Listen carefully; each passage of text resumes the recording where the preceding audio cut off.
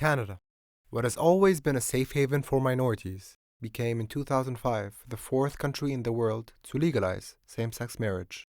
Families made of LGBT parents are not something we see every day.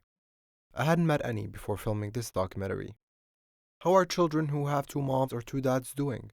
What about their households? These are questions I asked myself. I know that every year, some of these families gather at the Montreal Pride Parade to celebrate their diversity and to honor those who fought for their rights. But these are not the only reasons. I'd like to tell you why I was there.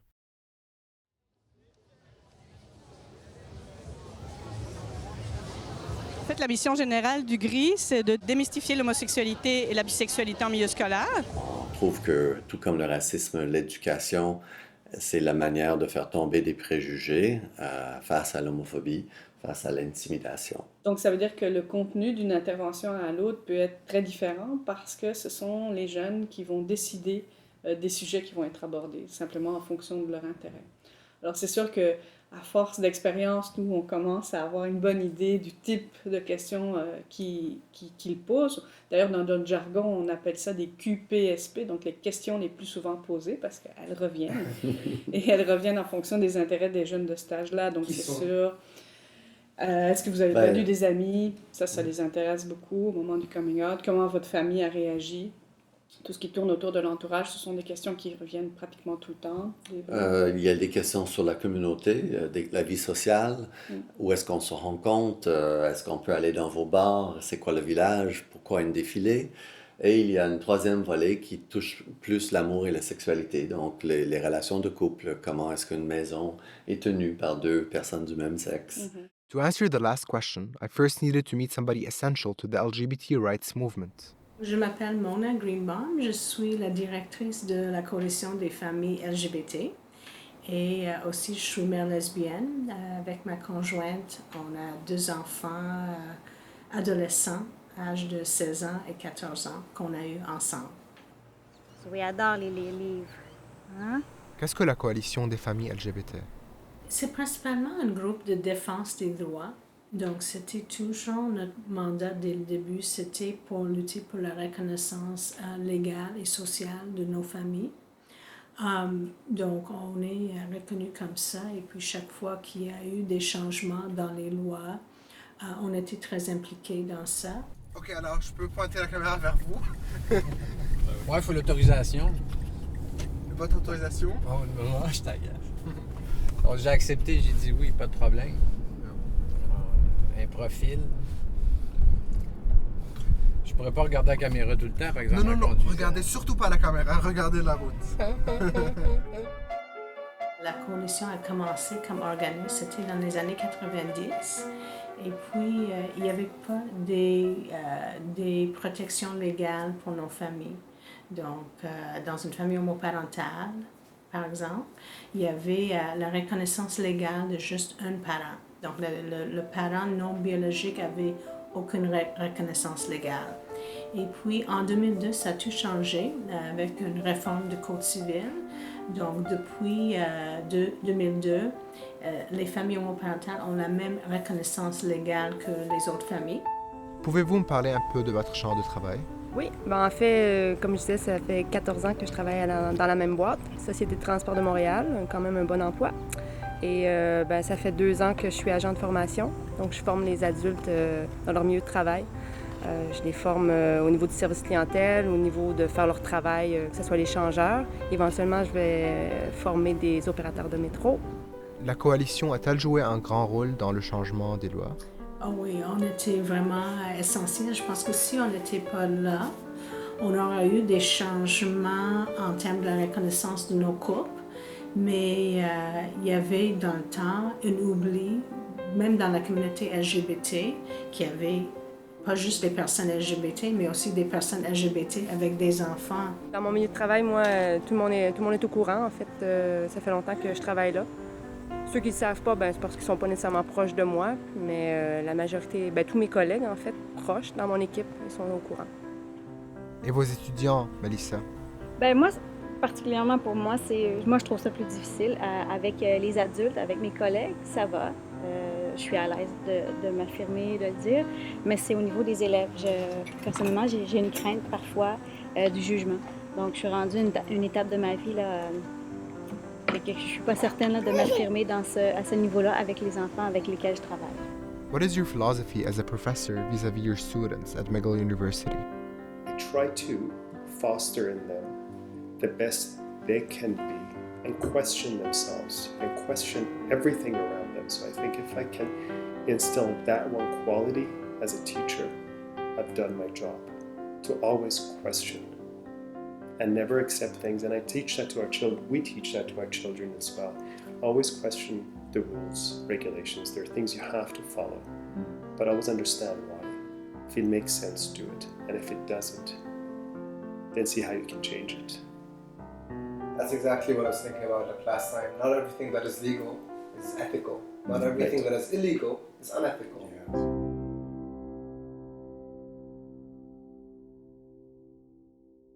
To begin, Dr. Julien is a professor and a researcher at UQAM, specialized in LGBT families since 1987.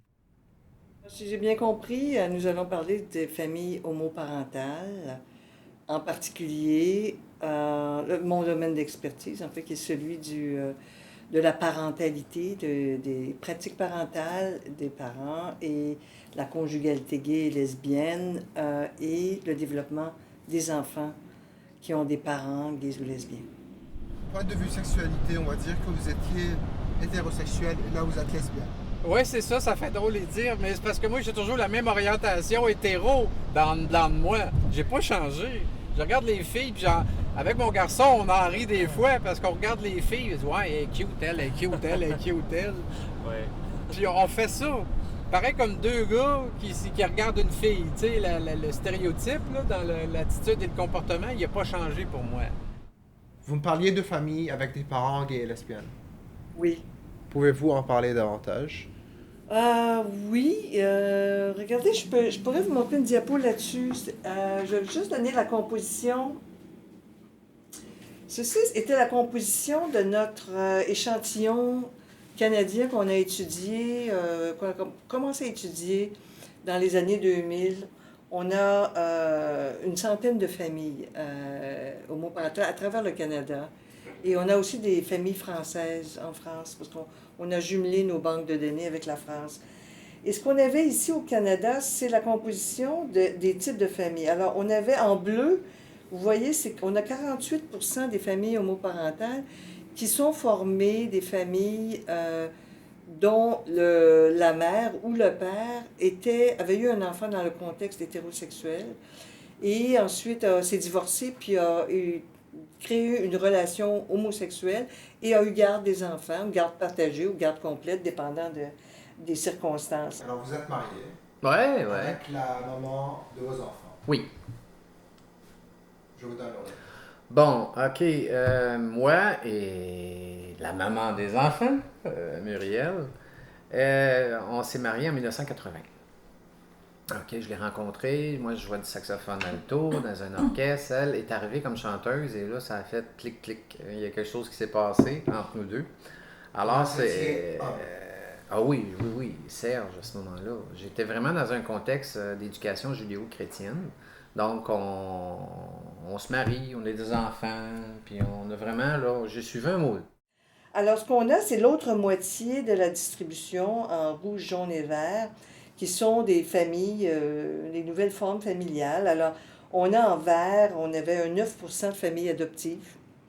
On sait que maintenant, les familles, les couples de gays et de lesbiennes peuvent adopter. On a ensuite un 20% de ce qu'on appelle, j'ai appelé géniteurs connus. Donc, ce sont des gays et des lesbiennes. Dans notre cas, ce n'était que des lesbiennes. On a des lesbiennes qui avaient fait appel à un donneur de leur environnement social, entourage, pour créer un enfant. En fait, je pense que le projet est parti quand ma sœur était ici. J'ai une sœur qui demeure aux États-Unis et elle a 2 beaux enfants, puis on les aime beaucoup. On les voit pas souvent. Puis on était très attachés aux 2 enfants. Puis quand elle a quitté pour retourner chez elle, on a dit « Wow, on aimerait avoir des enfants comme eux. » On s'est dit « Wow. » Et là, on s'est renseigné auprès d'amis qui avaient déjà des enfants. Et on a choisi une banque de sperme. Armand and Andre, on the other hand, sought a surrogacy arrangement. At the time, they were among the first couples in the province of Quebec to actually do so. Meet Noor and Ella Joy. What is a good parent for you? I know. Loving and caring and clowny.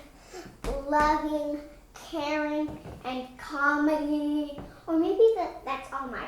Yeah, all you're the comedic one at the end of the day. Serious, clowny, kind of serious sometimes, kind of clowny sometimes. Depuis le tout début de mes recherches ou de mes intérêts de recherche sur cette question du développement des enfants, a persisté, je dirais, 5 questions. 5 questions là, qui reviennent constamment, certaines plus que d'autres.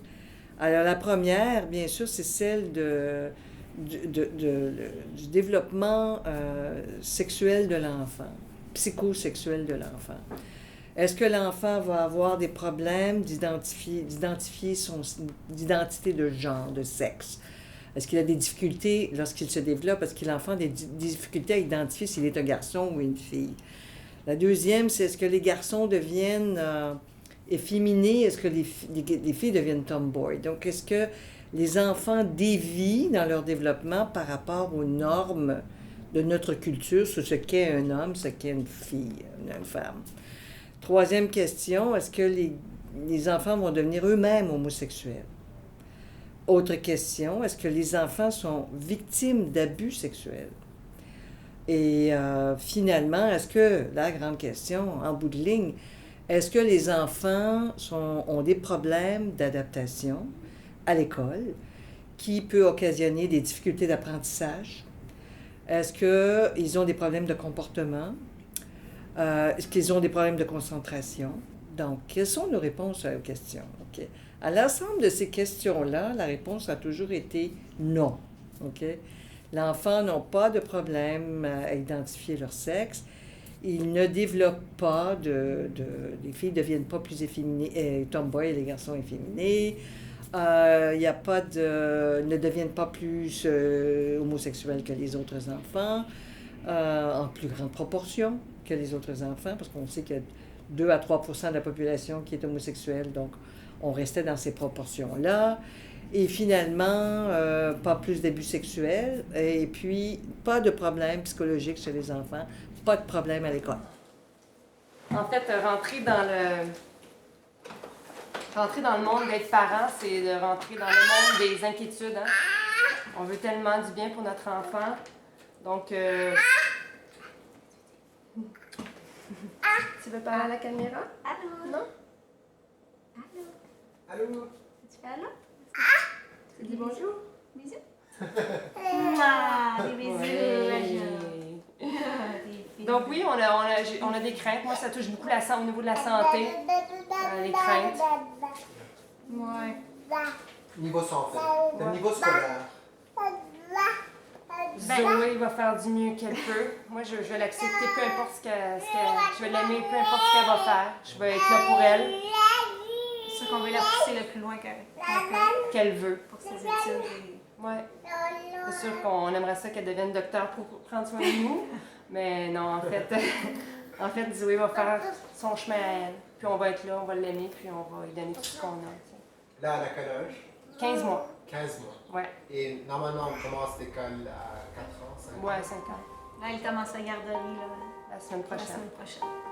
Une autre étape à franchir, le retour au travail des 2 parents et Zoé à la garderie. La séparation. According to Dr. Julien, a new dimension was revealed about the children after the year 2000. Est-ce qu'il y a des différences sur le rôle de genre et l'orientation sexuelle? Et là, c'est oui. Il y a des différences. Et là, c'est intéressant, mais ce n'est pas nécessairement ce qu'on attend. But before talking about the children, let's see what these families have to deal with on a social level. Moi, ma fille est avec une femme. Ils ont chacun leurs enfants. sa conjointe, elle a des enfants. Ma fille, elle a 2 enfants. Ils élèvent les deux, puis c'est pas, les enfants sont pas complètement désaxés parce que c'est 2 femmes qui les éduquent, tu comprends?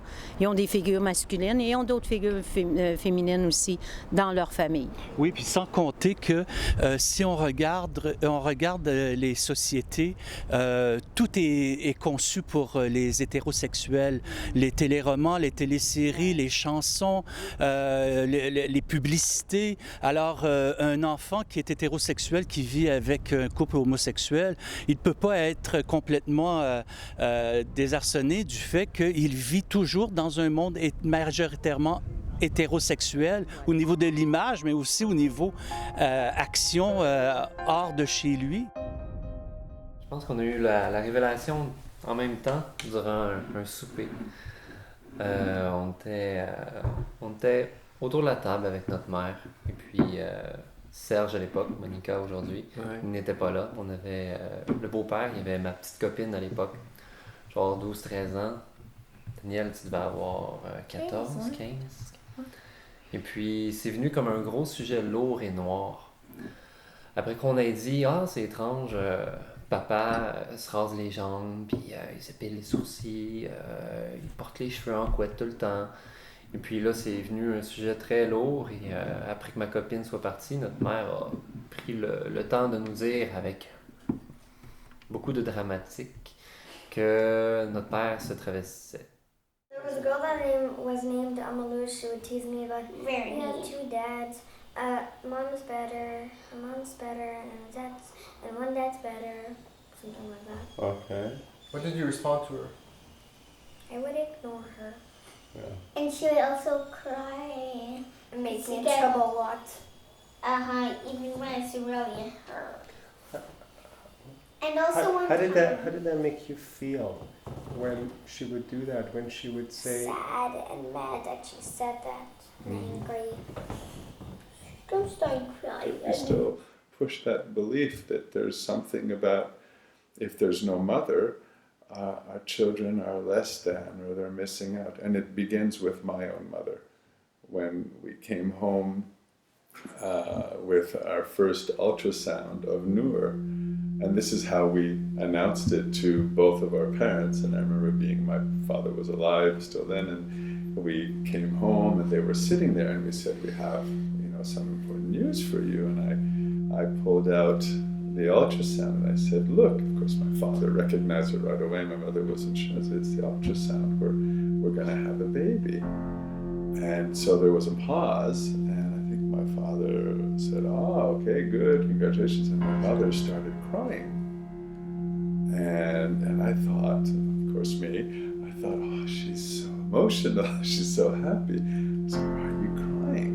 And her comment was, what about the mother?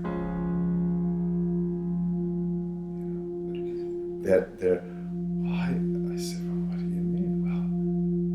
Well, she's not going to have a mother. So that was an important moment, I don't think we continued the conversation. We got distracted into something else. I think that's a question that often comes up for people, and that's a struggle that our children have struggled with, as Noor had mentioned, is it sad not to have a mother? And that's a question that society is now posing to our children in the form of their peers asking them that question.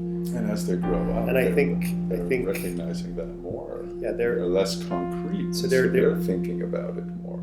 I mean, is there really something wrong with me? I'm talking about Noor Ella because I don't have a mother. Is there something wrong? Why do you think she was saying these things? Because maybe she was jealous. Or she thinks that. Probably. Or she thinks that her mom and dad is better. Because she thinks that maybe her 2 dads are going to get in prison because we're not allowed to marry 2 dads. Malheureusement, aujourd'hui, on ne voit plus notre mère, en fait. On a brisé la relation voilà 2 ans à peu près. Justement parce que elle acceptait pas ces choses-là, puis elle restait vraiment fixée dans le passé, dans ses ses souffrances et tout ça. Puis c'est devenir lourd pour nous.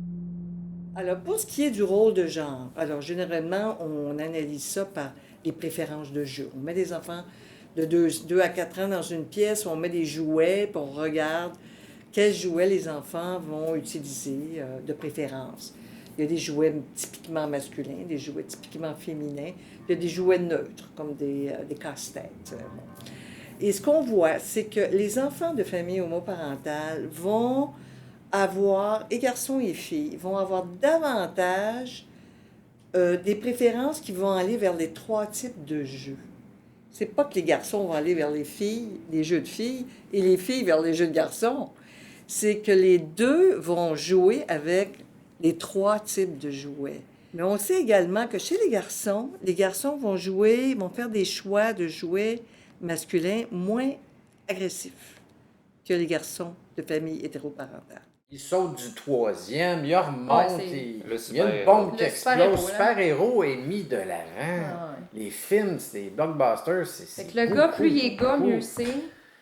Chez la fille, c'est plus toléré les comportements sexuels croisés qu'on appelle. Donc, moi, j'en étais un exemple typique. J'étais un enfant tomboy, je grimpais partout, j'avais toujours des scratchs, des bleus partout. Je m'habillais avec... Ben oui, c'est nouveau dans ma vie, ça. Je le portais pas jeune.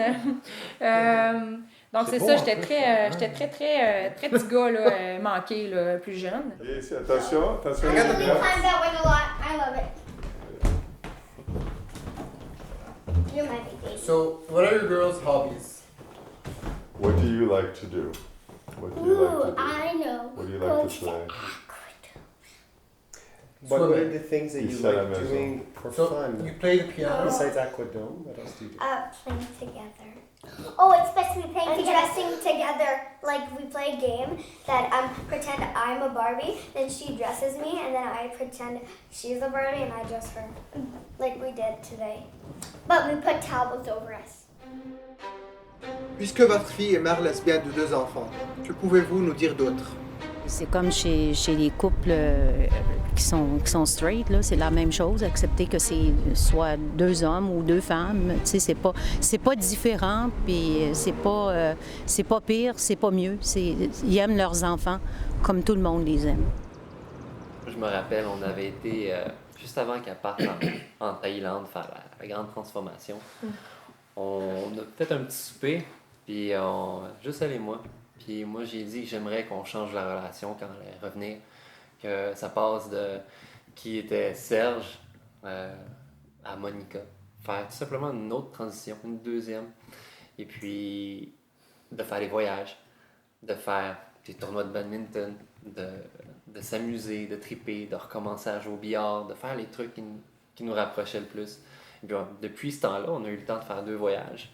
Un au Mexique, un en République dominicaine, même un autre, on a fait un voyage de grimpe, New Hampshire, faire de l'escalade de roche.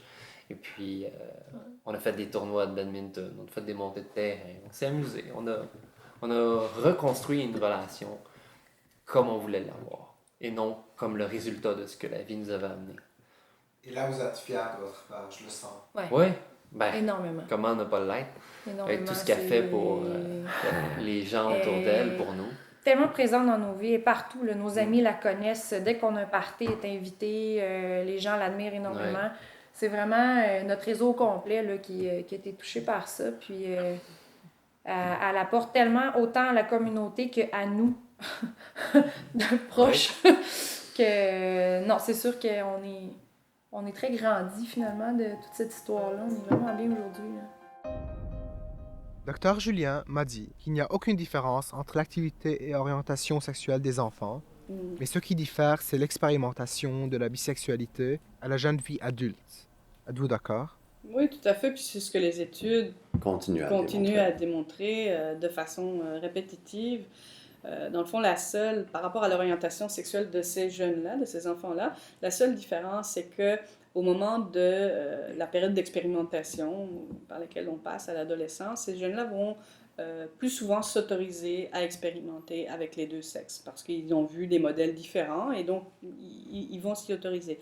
Mais une fois à l'âge adulte, ils vont avoir l'orientation sexuelle qu'ils devaient avoir sans autre forme d'influence. Et les statistiques nous disent qu'il n'y a pas plus d'enfants gays ou lesbiennes ou bisexuels issus de couples homoparentaux.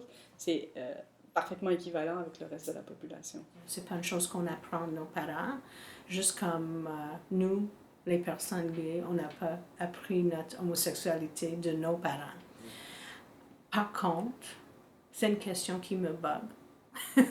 Parce que je trouve que même si nos enfants étaient à 100% homosexuels, c'est quoi le problème? On pourrait poser une question au monde hétéro. Est-ce que le fait d'élever des enfants dans un monde hétéro bloque l'ouverture possible à la diversité? Fait que si on irait à compte des gens comme ça, qu'on pose ça... D'aucune façon, puis... Fait que c'est renversé. On peut mettre la question à l'inverse pour ces gens-là. Ouais. C'est quoi l'avantage d'être hétérosexuel? C'est avoir des enfants? Ben, c'est pas nécessairement un avantage aujourd'hui. On est déjà beaucoup de monde sur la planète. On a les technologies qu'il faut, puis on a les des enfants adoptés. Donc, quel est l'avantage d'avoir des enfants hétéros qui continuent la lignée de la famille? C'est très égocentrique. Devrais-je craindre quelque chose en tant que futur parent? Donnez-moi un conseil personnel. Moi, je pense que c'est l'homophobie. C'est vraiment... Il n'y a pas de problème à aucune forme de parentalité s'il n'y a pas d'homophobie, s'il n'y a pas de... Je veux dire, pour le reste, les parents rencontrent les mêmes problèmes que tous les parents. L'homophobie. Je voulais toujours savoir pourquoi on vit dans un monde qui est globalement homophobe. On ne peut pas le nier. En Asie, en Europe, au Moyen-Orient. En Afrique. En Afrique, partout. Alors, quelle est cette raison? Selon vous, je sais que vous Facile, c'est une question facile en fait. Voilà. C'est parce qu'on vit dans un monde globalement sexiste, tout simplement. Alors, tant qu'on n'aura pas travaillé sur la vraie égalité homme-femme, la vraie de vraie, là, pas seulement celle qui passe par les politiques affichées sur les murs, il va y en avoir de l'homophobie, autant ici qu'en Afrique, en Asie ou dans n'importe quel pays du monde. Parce que quand on creuse un peu ce qu'est l'homophobie, on se rend compte qu'elle s'abreuve aux mêmes racines que le sexisme. Pourquoi est-ce que l'homosexualité masculine dérange plus que l'homosexualité féminine? Pourquoi est-ce qu'au sein de l'homosexualité masculine, ce sont les hommes dits efféminés qui dérangent plus que les hommes homosexuels dits masculins? Tout ça, ce sont des preuves qu'en fait, ce qui dérange dans l'homosexualité, principalement masculine évidemment, c'est que on regarde ces hommes-là comme délaissant leurs privilèges d'hommes pour intégrer dans leur façon d'être et dans leur vie des caractéristiques dites féminines et donc inférieures. Si on travaille sur le fait que d'exprimer des caractéristiques féminines, ce soit aussi valable que des caractéristiques masculines, il n'y aura plus d'homophobie. D'ailleurs, ce que je dis, moi, avec les gens avec qui je travaille en milieu scolaire et qui me disent « Mais tu sais, c'est pas facile de mettre en place des programmes de lutte à l'homophobie. Les parents, des fois, même les jeunes ne veulent pas participer. » Je dis « Parfait, si vous n'êtes pas capable de travailler directement contre l'homophobie... » Commence avec l'égalité. Voilà, travaille sur le sexisme. Parce que plus tu travailles sur le sexisme, plus tu vas avoir un impact direct sur l'homophobie. Alex, peux-tu adresser un message au monde? OK. Ben, moi, je vais répéter le message que j'ai déjà dit.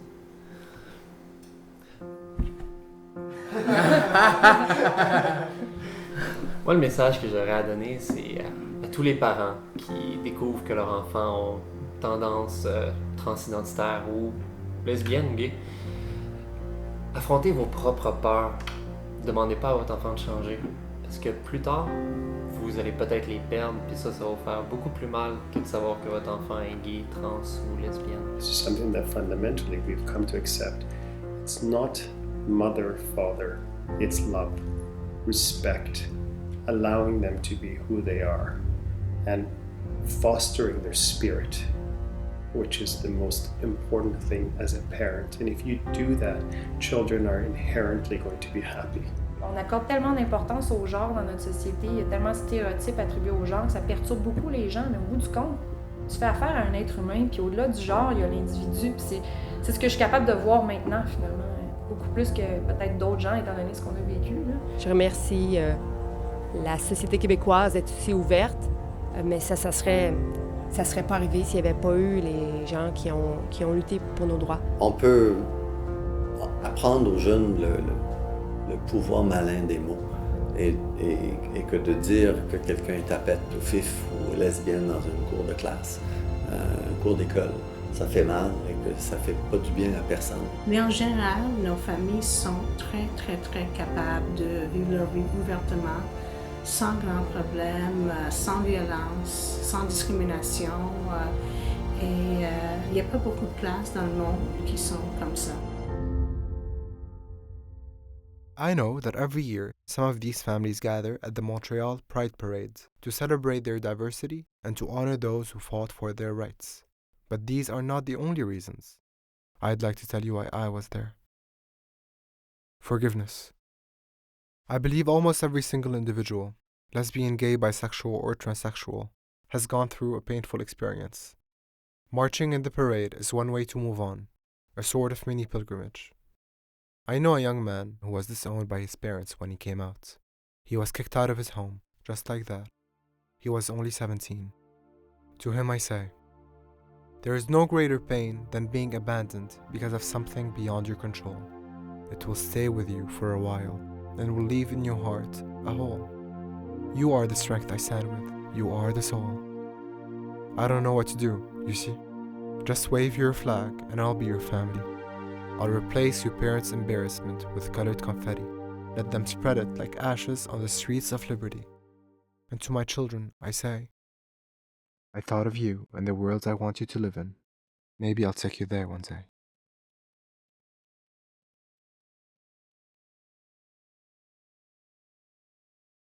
Vous allez être des gens extraordinaires.